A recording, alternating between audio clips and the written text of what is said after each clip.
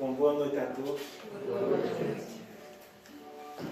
Bom, o tema que eu até fico agradecido, até que até me reforçou aqui as ideias, né? E no plano das ideias, acho que a Aécio e Rita disse, faça isso mesmo, esse está bom. No plano dos sonhos.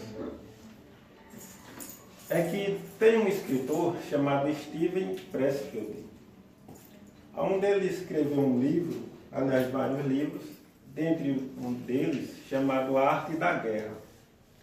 É um livro muito difícil de se encontrar, a gente encontra em PDF. Então ele fala sobre resistência. Então ele divide em 3 capítulos, que é definindo o inimigo, tornando-se um profissional e o reino superior. É claro que eu não vou abordar o livro todo, não teria nem condições para isso. Mas alguns tópicos que ele fala sobre resistência, pela sua experiência própria, né? E que também nos reporta a experiência de muitos de nós, ou a maioria de nós, né? É claro que quem quiser depois ir lá pesquisar, será interessante, né? Pode estar sujeito a outros pensamentos ou a discordâncias também. Mas a gente tentou adequar um pouco, assim, sem tirar da realidade, mas isso nos reportou a momentos que a gente vive ou experiências nossas. Tem um livro chamado Bhagavad Gita, que é um livro indiano, um livro milenar, onde ele trata de uma guerra entre parentes, onde trata-se de 2 personagens que se chamam Arjuna e Krishna. E esse livro ele trata de uma guerra não externa, mas uma guerra interior, né? Onde essa guerra, o homem lutará evidentemente contra a sua inércia, a sua preguiça, suas más tendências, seus vícios. Então é essa guerra interior. Então ele começa no capítulo definindo o inimigo, compreendendo que não foge da realidade, onde ele observa que esse inimigo não está fora, e sim dentro de nós mesmos, né? Então ele começa falando o seguinte: temos 2 vidas, né? Uma vida que a gente cotidiana, dormir, acordar, comer, trabalhar, né? E outra vida que seria uma vida onde teríamos um propósito, aquele o qual fomos chamados a realizar, aquele sonho que a gente está sempre adiando, aquele progresso, né? Aquela atitude diferente. Então ele coloca alguns tópicos, onde essa resistência, ela muitas vezes nos impede aí ele coloca a busca por uma vocação, seja na literatura, na pintura, no cinema, na arte, na dança, né? Um empreendimento para fim lucrativo ou outros, né? Qualquer dieta ou regime de saúde, um programa de crescimento espiritual, um curso, superar um vício, um hábito, uma atitude um equilíbrio mental, né? Mais disciplina mental, um padrão correto de pensamento, uma conduta em nós mesmos melhorada, qualquer ato que se aplique comprometimento de coração, sem preocupar com interesses ou resultados imediatos, né? Qualquer ato que rejeite gratificação. Então ele coloca que sempre quando almejamos esses fatos, ou até mais outros, sempre deparamos com resistência, né? Então ele começa dizendo que a resistência deforma a nossa alma, porque diminui esse nosso ser grandioso, mas que nos coloca pequeno, né? Porque sempre que nos colocamos para crescer, para um objetivo maior, de outro patamar de consciência, sempre nos deparamos com alguma resistência, com algo que sempre nos tire do foco, daquilo que venhamos fazer, do recado que venhamos dar ao mundo, né? Então ele vem em seguida e diz: a resistência deforma a nossa alma, a resistência é mais difícil renegar do que cocaína. Eu achei interessante isso ele falar, né?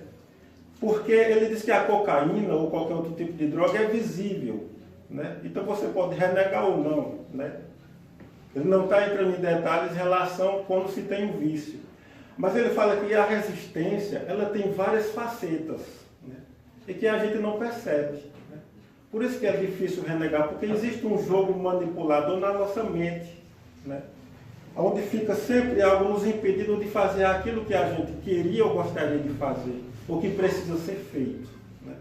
Então é sempre um jogo muito minucioso, muito malicioso em nós mesmos.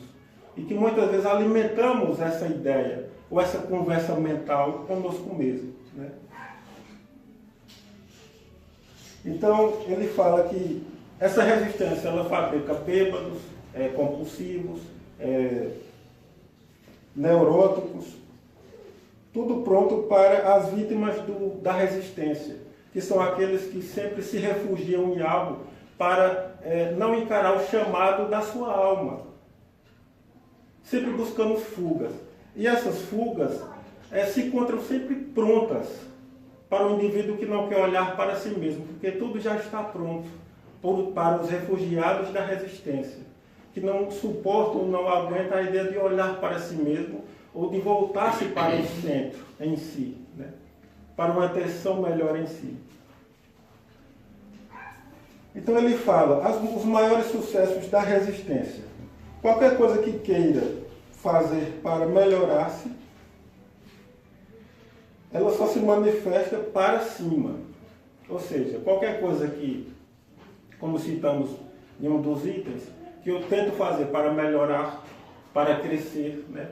E interessante que, observando nossos comportamentos e observando a mim mesmo, sempre que a gente tem um projeto nosso, íntimo, seja que traga algum crescimento, algum melhoramento individual sem interesse, vamos sempre nos deparar com algo que nos tira do foco, né? É como se, quando a gente planeja fazer alguma coisa, aparecem 1000 coisas para fazer, né?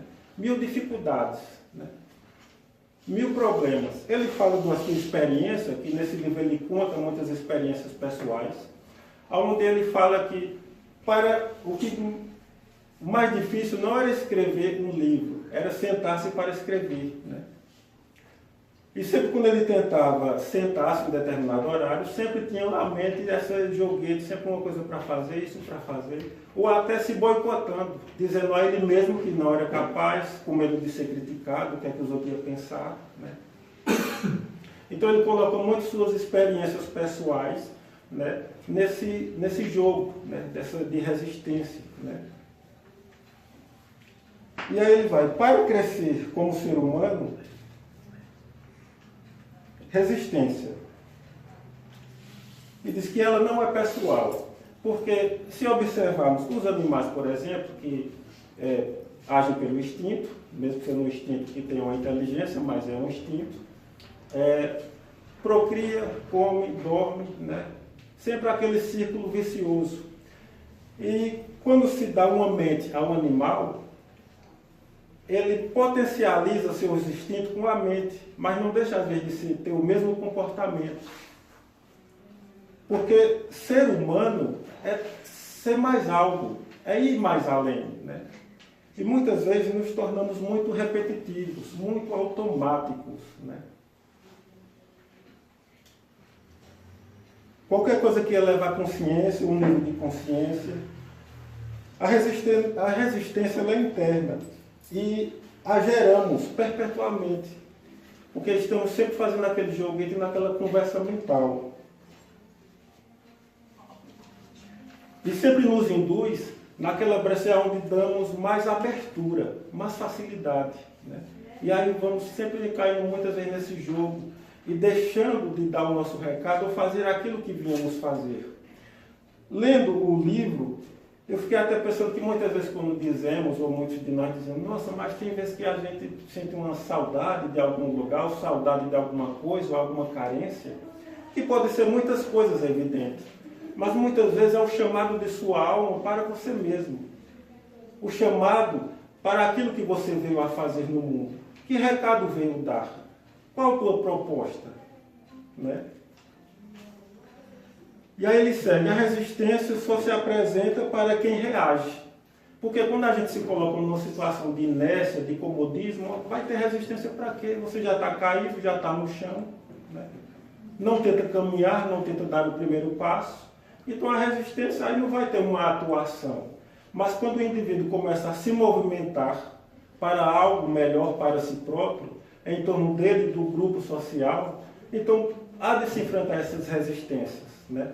Vai aparecer problema de todo canto, vai aparecer um chamado aqui, outro ali, sempre para desviar o foco para o indivíduo estar sempre na mesma, né? A resistência impessoal, como ele disse, que ela não é uma perseguição para dizer, eu vou perseguir fulano, né? Não, ou senão a resistência vai chegar e vai dizer, olha, você não vai fazer isso. Não, não faça isso. Ah, você não é capaz. Não, ela vai dizer assim, naquele jogo mental, não, não faça isso agora não, faça amanhã. Faça depois, né? Ah, na outra semana, no outro semestre, não, isso agora não, no outro ano. Não, fazer o quê? Na sexta, não, sexta não dá. Começa na segunda, então vai sempre adiando, é sempre aquele jogo manipulador, né? Então, de uma forma que achamos até que, às vezes nem percebemos, né? E achamos até que é uma coisa assim que nos aliamos a ela como se fosse nossa amiga, né? Onde está sempre nos tirando de um foco ao qual às vezes almejamos, né? Ou viemos fazer, né? O que procuramos fazer. Ele diz a resistência é infalível, aquilo que ela mais se empenha, aquilo mais que ela te procura ou que te impede de fazer, é aquilo que você necessita fazer, né? Muitas vezes aquilo mais que te entrava, aquilo mais que talvez tenha mais dificuldade, muitas vezes é aquilo que você precisa fazer. Lendo isso, a gente lembra sempre desse trabalho aqui que eu e os companheiros aqui fazem, a dificuldade que temos, né? Imagina você sentar a tal hora, aí abrir um livro, ou notebook, e você tem que estudar esse assunto aqui. Olha, o que aparece de argumento para você sair, para você fazer, eu tenho que fazer isso, tenho que fazer aquilo, se você não tiver foco, você não faz. Vai chegar aqui e vai ficar tentando improvisar, né? Então tem sempre essa resistência, tem sempre alguma coisa sempre te puxando para você ficar sempre na inércia. E desculpas são muitas e até convincentes. Não, eu faço amanhã, eu faço depois, não, daqui a pouco eu faço. Em vez de outra pessoa dar uma saidinha, não, eu vou tomar uma aguinha aí, na água fica por lá mesmo, né? E aí ele vem a resistência infalível, sobre o argumento sutis, né? A resistência é universal. Ele diz que todos para crescer sofrem resistência, né? Por isso que ele afirmou antes que não era algo pessoal, né? Como a gente diz, para o germe de trigo nascer, se não me engano é assim que se fala, é necessário morrer, né? Ou a semente, para ser mais preciso. Para que a planta nasça, é necessário que a semente morra. E a gente vê que há uma resistência para que ela se desenvolva, não é um passe de mágica, né? Porque todos os indivíduos que fizeram parte da história e que mudaram a história dentro das suas atitudes, sofreram resistência. Isso nos faz lembrar imediatamente de Kardec. Imagine quanta resistência, porque quando a gente começa a ler a obra da codificação, Kardec teve esposa. Teve esposa. Mas é interessante que quando você lê a obra, você não vê assim Kardec falar muito de dramas pessoais, porque imagine, além daquela dificuldade de escrever, e das informações que chegavam a ele, e das pesquisas, você imagine quanta coisa não aparecia ou não apareceu para desviá-lo do foco. Sejam as perseguições, sejam outros problemas afins. Mas veja que se ele não tivesse essa determinação, essa vontade, possivelmente não faria aquilo que foi escolhido, ou que veio a fazer, ou que se propôs a fazer, né? Como tantos outros, né? Imagine se Leonardo da Vinci fosse pintar um quadro, e cada vez que fosse pintar, surgisse um problema, e aí ele deixasse de pintar e fosse resolver o problema, né? Porque, como ele mesmo diz, o escritor, ele diz que trocar as coisas, o importante e o urgente, né? Então, se toda vez que acontecer uma coisa urgente e ele for deixar de fazer, vai aparecer sim. Porque todo dia tem sempre algo para se fazer ou para ser feito, né? Mas o importante de fazer, ele sentava e fez, como tantos outros, o próprio Kardec e tantos outros, né? Ele diz, a resistência tem como uma arma principal o medo, né? Que às vezes nos mobiliza ou nos paralisa, né? Nos deixa inseguro. A resistência joga para ganhar, porque todos nós somos os seres humanos em potencial. Temos dons, temos virtudes latentes, né? Então ela tenta sempre fazer um joguete para anular, que a gente não cresça, que isso não se manifeste, que não venha à tona, e para que continuemos sempre na mesmice. Ele fala que a resistência, ela, por ser interna, ela também se alia a aliados, né? Ele até fala que o maior pecado do caranguejo é pular para a borda do balde. Porque fazendo isso, ele expõe a inércia dos outros, né? E muitas vezes tem pessoas que, por ter atitudes, às vezes, de coragem, de fazer alguma coisa que coloque-se à frente de alguma coisa, ou que, como a gente diz no sentido vulgar, que dê a cara a tapa, que saia dessa inércia, expõe os outros. E muitas vezes incomoda, né? Quantos muitas vezes não são perseguidos por fazer algo diferente, que os outros não têm coragem de fazer e assim criticam, julgam, condenam e às vezes até agridem fisicamente, né? Porque é muito cômodo, né? Como muitas vezes eu até já presenciei isso nos tempos de escola, quando todo mundo tira 0, mas eu vejo alguém que tirou uma nota razoável, uma nota boa, né? E todo mundo fica assim, meio com raiva ou chateado, porque se todo mundo realmente tirasse 0, a culpa seria do professor. Mas se alguém tirou uma nota boa, é porque mostrou que poderia estudar e passar. E isso expõe os outros, que não tiveram essa coragem, que não tiveram essa disciplina, que não tiveram essa vontade, né? Então veja como a resistência também fica se aliando a pessoas, né? Que vai se tornando sempre esse jogo, sempre comodista, né? Sempre nessa inércia.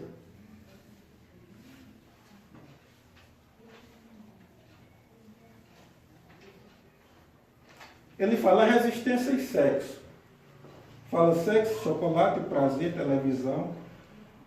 Não que ele coloque o sexo numa situação, né? Mas ele diz no sentido de prazer imediato, né? Porque muitas vezes, quando o indivíduo faz algo, e depois de fazer algo vem um certo vazio, por exemplo, buscar algo que preencha, né? Ou por gratificação, como ele coloca aqui, prazer imediato, né? Por suborno fácil e barato, né? Que sempre é algo que nos proporcione prazer muito fácil, né? Porque ele entendeu nas suas experiências, e também as que acreditam em experiências nossas, que por mais que a gente trabalhe para um aprimoramento moral, para um crescimento humano, consciente, a gente sabe que isso é a longo prazo, né? É necessário ter paciência e ser paciente conosco. Mas às vezes queremos resultados imediatos, né?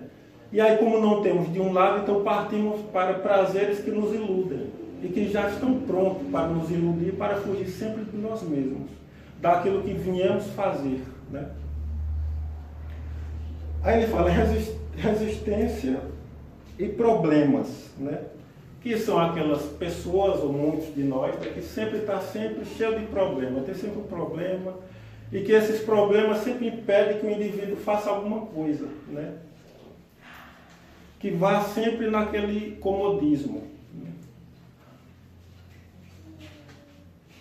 Para também fugir de si próprio, né? Ele fala até naqueles dramas familiares, que sempre quando tem um drama familiar, alguém está fazendo alguma coisa e a família fica naquele alvoroço. Aí parou de fazer, diminuiu, acalmou. Aí alguém começa no outro canto, aí aquele drama, e ali fica naquele ciclo e ninguém faz nada. Ninguém consegue sair daquele vício, daquele ciclo vicioso e superar e fazer algo diferente, né? E é onde ele dá um exemplo sobre esse drama familiar. Resistência e vitimização, né? Que são aquelas pessoas que vivem se fazendo de vítima, para ter uma desculpa, para eu não posso fazer nada. E aí a filósofa Lúcia Helena, ela contou um caso interessante, que na repartição que ela trabalha, que é uma repartição que tem médicos, ela disse que tinha uma médica que naqueles dias meio corridos, né, sempre quando ela atendia 35 pessoas, e aí ela fazia lá um diagnóstico, né, dos pacientes. E aí ela chegava dizendo, 5 pessoas doentes, 30 fazendo drama, né? Quando eram 25, eram 20 pessoas fazendo drama, 5 doentes, né? Então ela fazia aquela cara de paisagem para a pessoa e dizia, olha, tome isso, né? E aí a pessoa ia tomar um remédio, seja lá para que for. E ela entendendo muitas vezes era carência de si próprio, né? E aí a pessoa ficava fazendo aquela dramatização, e muitas vezes ele fala que isso leva até a devido a essa vitimização, você começa a manipular os outros em volta. Para ficar com dó, com pena, porque nem você cresce e nem permite que o outro cresça. Porque ao invés de você tentar dar ou doar alguma coisa de bom, de melhor de você mesmo, fica se fazendo de vítima para prender os outros a você. Nem cresce, nem permite que o outro cresça. Nem é feliz, nem permite que o outro seja, né? E fica nesse problema, mas eu tenho esse problema, nada eu posso fazer, né? E se não tivesse, será que faria?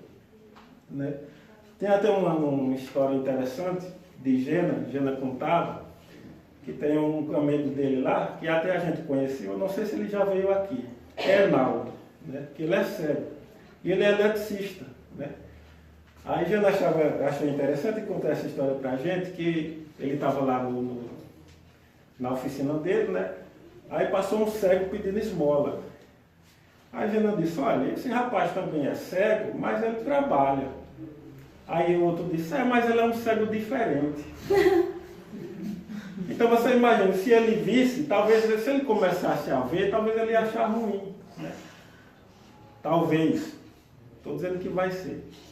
Porque às vezes o indivíduo faz da sua doença, da sua dor, um drama, que diz, mas com isso eu não posso fazer nada. Eu nada posso fazer, e se entrega àquilo, né? Tem até uma história engraçada que Lucilena conta, eu acho que talvez, não sei se muitos já ouviram, que ela conta de 2 bêbados que foram numa pescaria. E aí eles resolveram parar de beber para ir pescar.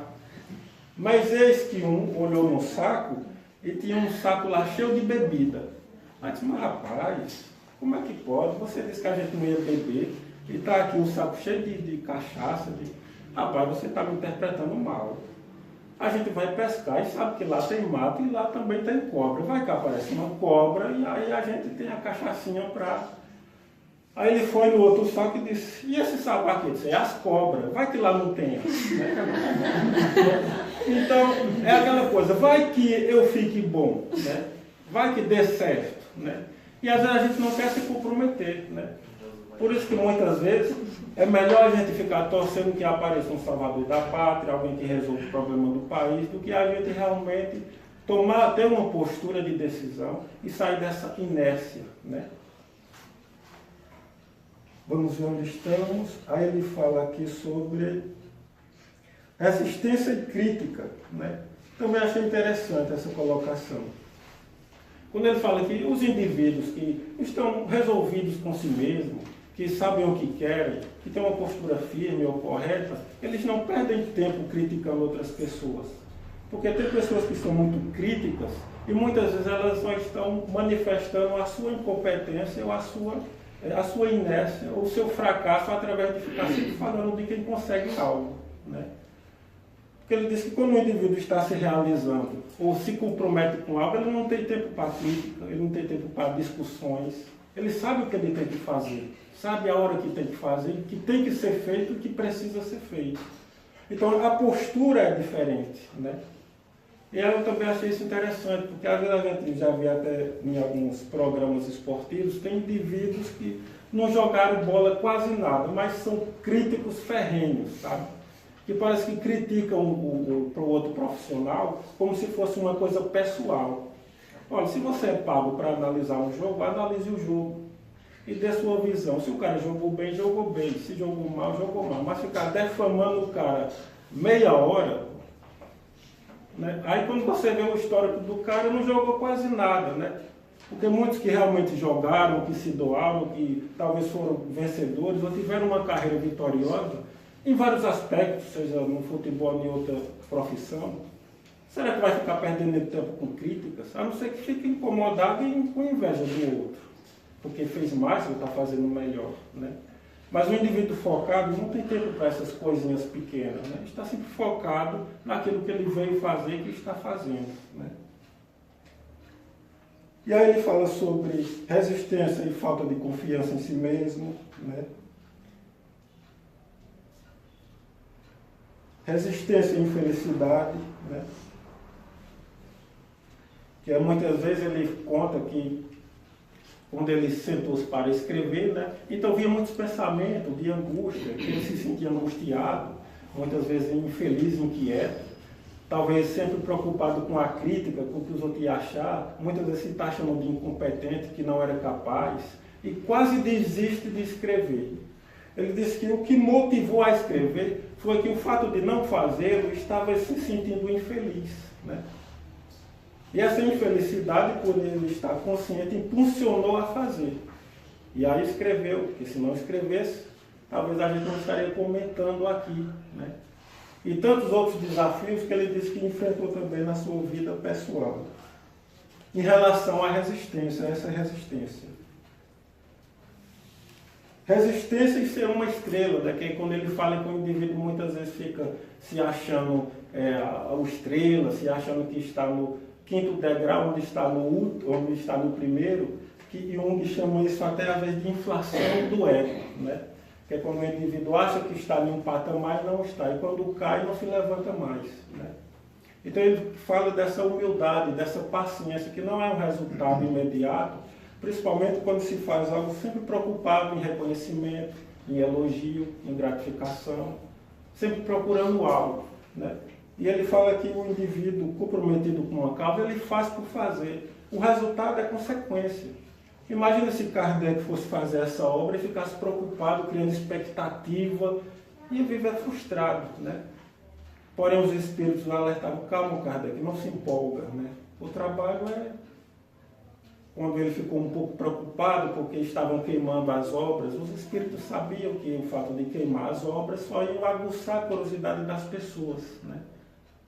Mas imagine se ele, depois que entendeu, e foi entendendo evidentemente pela sua genialidade e humildade, que aprenderam junto com a obra, foi compreendendo que se fosse preocupar com expectativa, com elogio, com endeusamento, com esse estrelismo, né, ia prejudicar o seu trabalho, né? Visto que a gente reconhece o trabalho dele, mas também reconhece o trabalho dos espíritos através dele, porque ele não manchou. Ele não manchou com o seu personalismo, né? E aí ele fala sobre resistência e isolamento, racionalização, né? Que ele fala desse isolamento, que muitas vezes quando a gente escolhe algo, ou a gente promove algo para a nossa vida, muitas vezes alguns amigos se afastam, ou pessoas se afastam, a gente sempre fica meio solitários, né? E ele fala sobre essas escolhas muitas vezes que fazemos em prol do nosso melhor íntimo, né? E que muitas vezes alguns incomodam, aquele grupo de amizade que muitas vezes quer que você esteja sempre ali naquela mesmice, né? E aí você escolhe outros patamares, tem outra visão em relação a algumas coisas, né? Ou escuta esse chamado da alma, né? Daquilo que você almeja, e faz escolhas que às vezes faz se sentir um pouco solitário, entre aspas, né? Porém ninguém nunca está só. E ele fala como resistência e racionalização, que é muitas vezes aquela conversa que chega até nos convencer, quando arrumamos sempre uma desculpa para não fazer algo, né? Criamos sempre algo muito convincente e racional, que nos convence até, né? Porque se alguém chegar e dizer: mas isso é resistência, a pessoa vai dizer: não é, né? Porque ela é muito sutil, né? Ela realmente te convence e coloca sempre bons argumentos lógicos para que você não faça isso ou que faça depois, que é sempre esse jogo: eu faço amanhã ou faço depois. E ele fala que a resistência também pode ser vencida, né? Que é quando a gente entra, porque o que me fez fazer essa ligação com esse livro foi duas perguntas do Livro dos Espíritos, na questão 909, eu até notei aqui, quando Kardec pergunta aos espíritos: o homem poderia vencer suas más tendências mediante seus próprios esforços, a gente sempre, vez ou outra, está sempre escutando isso aqui, né? E aí os mesmos respondem sim, e às vezes com pouco esforço. O que lhe falta é vontade. Ah, como são poucos os que se esforçam entre vós. Então, quando eles falavam assim, o que falta é vontade, então eu fiquei pensando, mas vontade, mas que vontade é essa? Muitas vezes fica uma coisa meio flutuante. E para muitas vezes entender essa vontade, ou essa vontade que não temos, eu disse, então foi quando eu fui para, falar sobre resistência. Né? Que vamos fazendo essa ligação, porque muitas vezes algo que nós projetamos ou que idealizamos, muitas vezes sempre cria algo que nos puxa para baixo, para a inércia, para se manter na mesma situação. Né?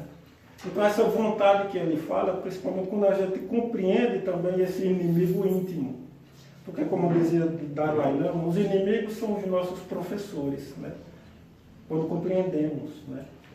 Então o que é que ele fez? Fez disso uma alavanca, né? Compreendendo que puxava para baixo, como tantos e tantos de nós, e outros que fizeram diferentes, seja na arte, seja na cultura, seja na música, na dança, que também enfrentaram resistência. E aí a outra pergunta seguinte, que é a 911, aí Kardec pergunta, não existem paixões tão vivas, irresistíveis, que a vontade seja impenetrante, impotente, aliás, para dominá-la? Há muitas pessoas que dizem, e aí responde os espíritos, há muitas pessoas que dizem, eu quero, mas sua vontade está apenas nos lábios. Querem, mas suas... O que é que eu escrevi aqui?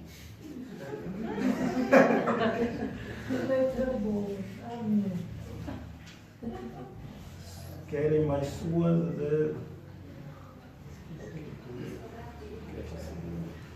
Então eu vou pular aqui.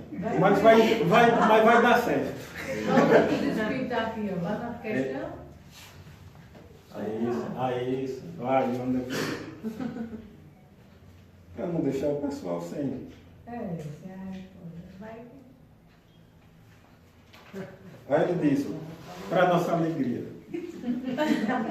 Não existem paixões de tal maneira vivas e irresistíveis que a vontade seja impotente para as superar? E aí os espíritos respondem. Há muitas pessoas que dizem, eu quero, mas a vontade está apenas nos seus lábios. Elas querem, mas estão muito satisfeitas de que assim não seja. Quando o homem julga que não pode superar suas paixões, é que o seu espírito nelas se compraz. Por consequência de sua própria inferioridade. Aquele que procura reprimi-las, compreende a sua natureza espiritual, vencê-las é para ele um triunfo do espírito sobre a matéria. Vontade. Né? Então, como canalizamos essa vontade? Então, qualquer ato que façamos ou que escolhemos para nos impulsionar para cima, vamos sempre contar com a resistência, com algum desafio, com alguma dificuldade. É claro que ele chamou isso de resistência, poderia chamar isso de egoísmo, ou de ego, né? Quando o nosso ego quando buscamos algo de superior, o ego começa em nós ficar incomodado, porque ele precisa de coisas, de se apegar a coisas, a pessoas, a situações, né? O eu é livre, é liberto, né? E isso começa a criar esse certo conflito em nós. Poderíamos dar muito nome. Eu escolhi esse resistência e achei oportuno, né? E fica aí a mensagem, esse estudo da noite de hoje.